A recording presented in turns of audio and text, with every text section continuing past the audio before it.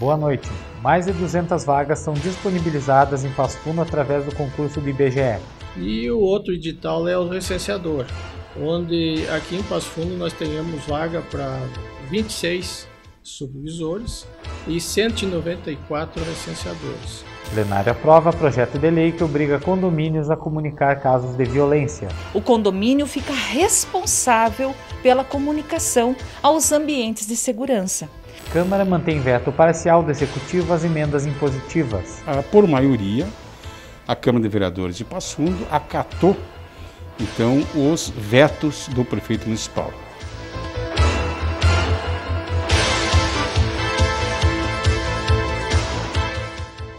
Um total de 225 vagas estão sendo disponibilizadas em Passo Fundo através do concurso Censo Demográfico do IBGE.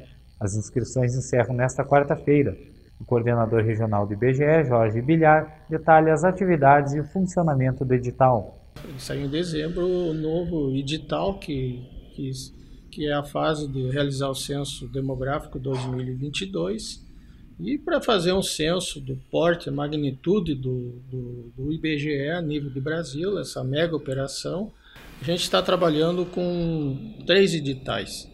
O edital o primeiro é aquele que seleciona os agentes supervisores, e o outro edital é o recenseador, onde aqui em Passo Fundo nós tenhamos vaga para 26 supervisores e 194 recenseadores. A inscrição ela é realizada pela Fundação Getúlio Vargas. E também temos um edital que é para pessoas de informática, que iniciou as inscrições dia 14, vai até o dia 10 de janeiro, a prova é o dia 20 de fevereiro. E do censo, que é a maior contingente de pessoas que a gente precisa, o edital ele abriu a partir do dia 15 de dezembro, vai até o dia 29. Há a possibilidade de haver prorrogação em função do quantitativo de gente que a gente tem e o período que a gente está enfrentando, final de ano, o pessoal tem outras atividades, e apesar da divulgação que a gente está tendo, o apoio dos meios de comunicação, está sendo divulgado bem, mas a procura ainda está abaixo do esperado. Então, os requisitos para esse cargo de supervisores exigem o 2º grau completo, o período de inscrição é de 15 a 29, a inscrição é R$ 60,00 com 50, e faz inscrição pela Fundação Getúlio Vargas, botar ali no site Fundação Getúlio Vargas, e o salário deles é em torno de R$ 1.700 a R$ 2.100. E o período de trabalho, por isso que é mensalista, tem que trabalhar 40 horas semanal. Esse pessoal é que vai coordenar os recenseadores no trabalho operacional de campo. E já o edital número 2, que é a vaga para recenseador, que é o maior número de efetivo que nós precisamos, que é 194. Também os requisitos é 1º grau fundamental para trabalhar como recenseador. A idade mínima é 18 anos, ambos os sexos, só que o homem tem que estar livre do serviço militar, como também para supervisor, também a idade mínima é 18 anos. A questão da remuneração, eles ganham por produção, eles ganham por pessoa, por residência e por unidades visitadas. Quando o candidato se inscrever, vai ter ali no site, vai ter um link que ele pode simular qual é o horário disponível, porque o recenseador ele tem o horário livre. Ele tem que ter no mínimo 25 horas por semana para ele poder trabalhar como recenseador. E ali ele pode simular o número de horas que ele tem para trabalhar e ali gera o valor que ele pode ganhar em torno de 15 dias, 20 dias. Então, nesse caso, sai a remuneração dele. E na área rural a gente tem o ajuda de custo também, que vai ajudar a auxiliar ele no transporte. Então é esse chamado que a gente está convidando as pessoas, que é uma oportunidade de emprego temporário, e voltar a trabalhar, já que o censo é um levantamento que é incumbência do IBGE realizar, que vai gerar informação para as políticas públicas, para a iniciativa privada e também atualizar a nossa população. Hoje, Passo Fundo é um dos municípios que vem crescendo na região. Hoje nós temos a estimativa de 2021 que chega a 206 mil habitantes. Então, esse crescimento, a gente está trabalhando com uma estimativa de 70 mil domicílios. Então, é um número bastante expressivo, pode ser maior ainda. E a média de pessoas por residência é em torno de 2 a 3 pessoas, isso na média geral. Então, por isso, a gente já pode ter até uma previsão da população, que provavelmente o Passo Fundo vai aumentar. E na agência regional do IBGE, onde a gente coordena 26 municípios, onde nesses 26 municípios nós precisamos de 400 pessoas para trabalhar no censo. No estado do Rio Grande do Sul, é em torno de 12 mil pessoas que vão estar envolvidas no censo, com coordenadores, pessoal de informática, supervisor, agente municipal e também os recenseadores, que é a maior parte do número de contingente que nós precisamos nesses editais. Então é uma mega operação que a gente está preparando e agora nós estamos na etapa que é uma etapa mais principal, que é nós ter gente para trabalhar. Por exemplo, Passo Fundo, nós precisamos de 225 pessoas, entre supervisores, pessoas de informática, e essas pessoas têm que se inscrever e participar do dia da prova, que às vezes não basta só fazer a inscrição, se ela não ir fazer a prova. E também o que a gente se preocupa também, que nós precisamos ter gente no cadastro. Hoje a legislação não permite, por exemplo, botar uma pessoa a trabalhar, por mais que ela tenha condição, sem participar do processo seletivo. Que bom se eu pudesse chegar lá em vocês, lá na Câmara de Vereadores, em todas as entidades, e perguntar, me indica alguém para trabalhar no censo. A gente faz uma relação e coloca. Mas, infelizmente, a gente não pode, e também aquelas pessoas que é aposentada do serviço público também não pode trabalhar, porque não pode receber do Tesouro, tanto municipal, estadual ou federal, 2 vezes. Então é esse o chamamento que a gente faz hoje, no município de Passo Fundo. Hoje nós estamos tendo o apoio do prefeito, da prefeitura, a gente fez uma reunião com o prefeito, da Câmara de Vereadores, dos meios de comunicação, tanto escrito, falado, a gente está tendo a divulgação a nível de estado, a nível de município, rádio. Então ele está fazendo chamamento, só que às vezes as pessoas não lê jornal, não escutam rádio, não vê televisão, mas eu creio que a gente vai conseguir esse quantitativo de pessoas até o dia 29 ou possivelmente, no momento que informar oficialmente, ser prorrogado por mais tempo. E nós estamos enfrentando um momento, esse período é um período que o público-alvo mesmo que a gente precisa, que seria hoje as faculdades, as escolas para divulgar, então em toda a região, mas a gente está tentando fazer esse chamamento e vamos aguardar o resultado, qual o procedimento que o IBGE tomar, se caso não tiver gente, nós temos que ter o plano B, e esse plano B que a gente vai ter que pôr em prática, como nós vamos fazer, se vamos ficar mais tempo, sem ter pessoas é impossível fazer o censo, isso aí é correto. E dinheiro, porque nós precisamos ter dinheiro para pagar e também um valor que vai ser pago para as pessoas, que atrai as pessoas, o motivo a participar do processo seletivo. Mas o censo é do cidadão, é onde vai estar identificando, certificando aquela pessoa, seu pertencimento no município.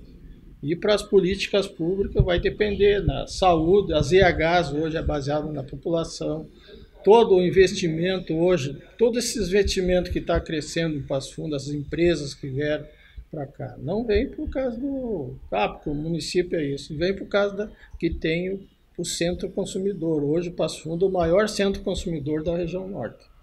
Então há uma possibilidade e o censo vai concretizar isso, que em cima dessas políticas, desses dados, que o investimento, o empreendedor vem buscar, que é o próprio município, assistência social, as novidades do censo também. O censo está dando uma ênfase para as pessoas que têm autismo, que não sei se vocês sabem, tem mais de 2 milhões de pessoas com autismo no Brasil e não existe uma política para ter verba para tratar. Hoje a gente sabe que tem a Associação dos Autistas aqui, mas ela não tem uma verba do Ministério da Educação. Então estão tendo, a Secretaria de Educação estão atendendo essas pessoas com os recursos da Secretaria. Então, no momento que o censo encerrar, contabilizar essas pessoas, vai vir verba para o município, para a Secretaria da Agricultura, para atender esse número de pessoas com especialização, como também deficiente físico. Outro ênfase que o IBGE está dando no censo é as comunidades indígenas e as comunidades quilombolas. E na minha área tem bastante a questão da comunidade indígena, tem uma aqui atrás da rodoviária, aqui em Passo Fundo, que tem 20 casas ali. Então a gente vai fazer um questionário específico para o índio. Eu tenho aqui na rodoviária, aqui em Passo Fundo, eu tenho o Mato Castelhano, eu tenho o Campo do Meio, eu tenho perto do aeroporto ali, né, que era a antiga Ceasa, que tem um acampamento de índio. Eu tenho Muliterno, e então esse levantamento vai ser específico. A baixa procura é em especial para Passo Fundo ou é a nível nacional também? Não, eu vejo que isso é a nível nacional, e Passo Fundo, e também não é só pelo porte de Passo Fundo, mas sim nos municípios menores a dificuldade é maior. Tem um exemplo, município com poder aquisitivo, hoje Vila Maria, Camargo, faz parte da minha região, que a dificuldade é muito grande. Lá tem mão de obra sobrando e não tem gente que vai participar. Provavelmente nós vamos ter que levar de outra cidade para fazer o censo lá, nesse caso. E Passo Fundo, apesar da pandemia, a geração de emprego sempre teve aqui em alta, não assim explosivo, mas sempre conduziu a pandemia, quer dizer, o comércio, a indústria, quer dizer que houve a questão do afastamento, mas também houve o crescimento, e ainda tem muita coisa ainda que está sendo desenvolvido, que vai melhorar hoje a cidade de Passo Fundo. Mas essa questão da baixa procura, um dos principais é o momento, que o momento que nós temos fazendo a inscrição não seria o ideal. Temos na expectativa e vamos encarar, né? Então eu acho que nós tecnicamente temos tranquilo e não temos medo de fazer o censo. O que nós precisamos é ter condições de fazer o censo. Por exemplo, nós temos que ter gente. E depois do intervalo, Câmara aprova projeto que obriga condomínios a comunicar casos de violência contra a mulher. O Jornal da Câmara volta já.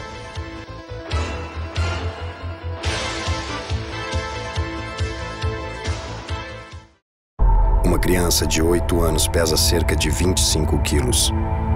Em um impacto a apenas 60 km por hora, é como se ela pesasse meia tonelada. Sem cinto de segurança, há poucas chances de sobrevivência.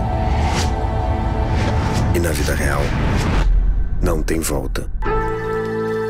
Você não consegue desrespeitar as leis da física, mas pode não ser vítima delas. A escolha é sua.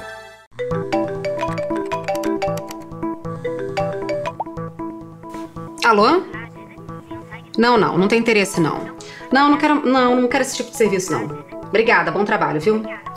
Olha, a partir de agora eu não preciso mais passar por isso, e nem você. Já existe um site onde a gente pode pedir o bloqueio dessas ligações indesejadas que oferecem serviços de telefonia, TV por assinatura e internet. É o Não Me Perturbe. Então é só a gente se cadastrar no site que em até 30 dias esse tipo de chamada vai ser bloqueada. A Anatel exigiu que as empresas tivessem uma lista. Então, ainda que o usuário tenha mais de um acesso de serviço de telecomunicações, 2 celulares móveis, um celular e um telefone fixo, ele pode cadastrar esses números para que ele não receba nenhum tipo de telemarketing de empresas de telecomunicações.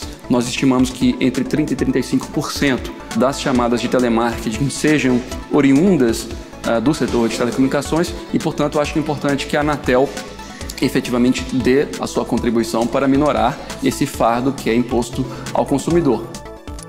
Pronto, agora eu não preciso mais me preocupar com isso, e nem você, é só se cadastrar.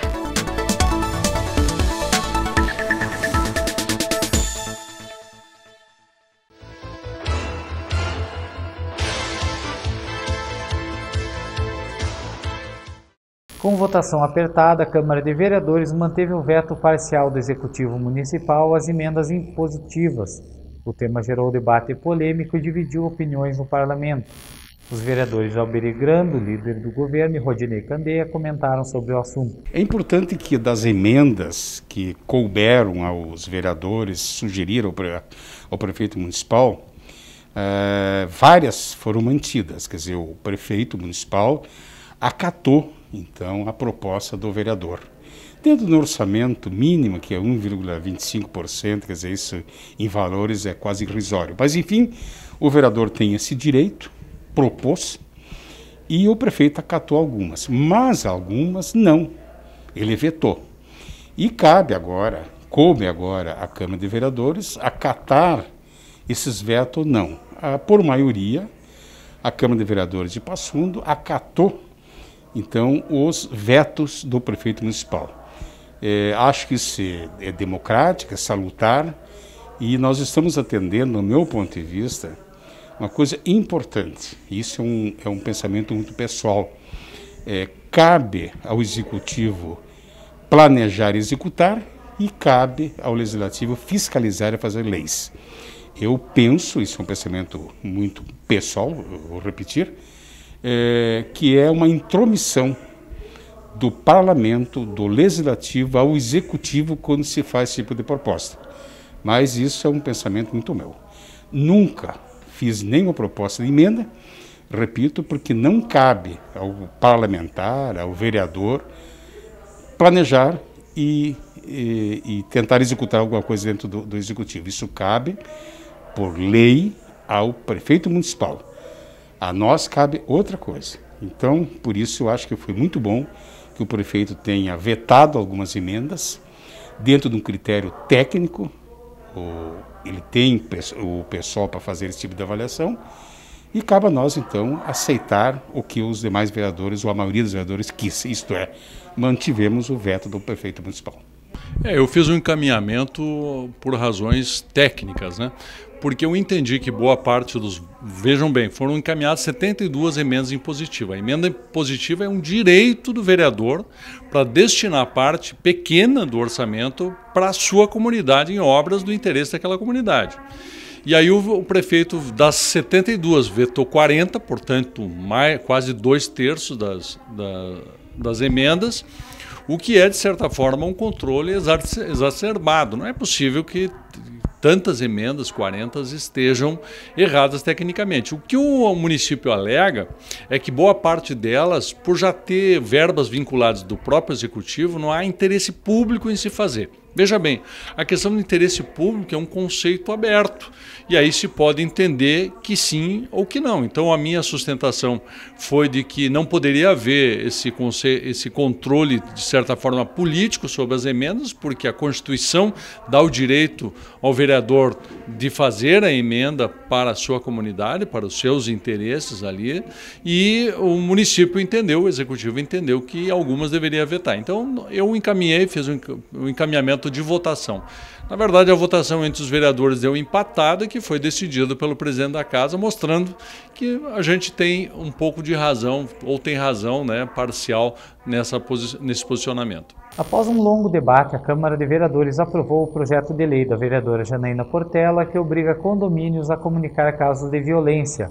As comunicações devem ser feitas aos órgãos de segurança pública especializados ou à Brigada Militar. O projeto, aprovado com 13 votos favoráveis, surgiu do objetivo de ampliar as formas de combater a violência no município. A autora, Janaína Portela, diz que desta maneira o condomínio tem o dever de tomar atitudes ao presenciar casos neste âmbito. A ideia do projeto é que toda pessoa que receber uma informação, identificar dentro dos seus condomínios, onde reside, que está ocorrendo uma violência contra a mulher, o idoso, o adolescente, a criança.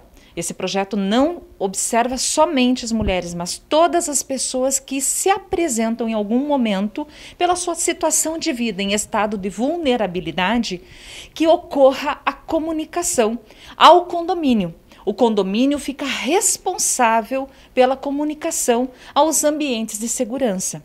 O objetivo é fazer com que não figure na pessoa do síndico uma responsabilização dele estar se intrometendo de forma leviana na vida privada das pessoas, mas sim trazendo com que o síndico tenha, por lei, a determinação de que ele deve agir e não ser omisso.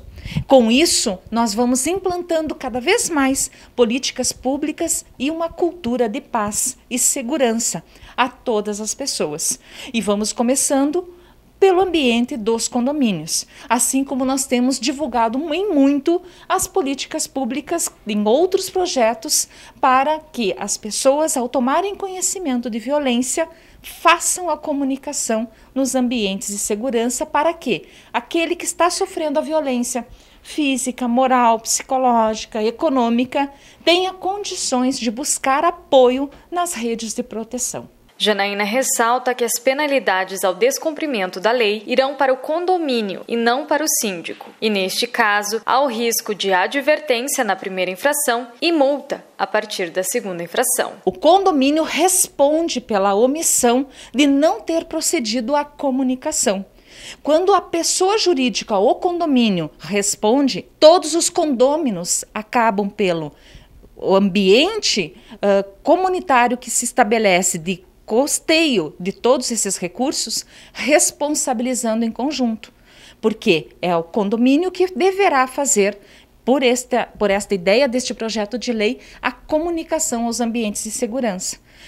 Com esta questão, a multa administrativa, ela somente será aplicada se identificado que ocorreu omissão e se a pessoa, ao receber a visitação dos ambientes de segurança, reportar e buscar este socorro. Porque poderá sim o casal, a pessoa, o ambiente que havia barulhos de uma criança, talvez sofrendo agressão, talvez não fosse, e aí, identificado que não é o caso, não haverá aplicação nenhuma de multa, mas sempre após toda a situação de tramitação jurídica e de representação. Não se está adiantando e penalizando antes de uma confirmação de condutas. O texto do projeto institui que, sempre que possível, o condomínio também deve informar dados que contribuam para identificar o local e a vítima e o seu agressor. O projeto foi muito debatido, trouxe muita dificuldade, mas eu tenho falado muito. Nós precisamos sim enfrentar essas situações difíceis. Tanto foi a mostra que o nosso plenário teve tanta discussão e dificuldade para votar. Precisamos enfrentar as situações difíceis. Estamos aqui para representar a nossa sociedade. E temas difíceis como este, em que exige a postura ativa da sociedade, trazem tranquilidades, mas é somente pela ação, pela postura de não violência e de comunicação, exigindo que as pessoas que têm condições de representar uma coletividade tenham uma postura ativa, é que nós vamos vencer.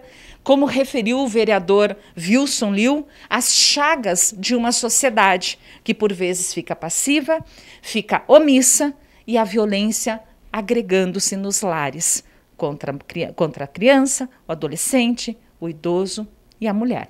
Façamos uma postura em Passo Fundo de combate à violência a todas as pessoas que por algum motivo estejam em situação de vulnerabilidade. E o Jornal da Câmara de hoje termina aqui. Uma boa noite e até amanhã.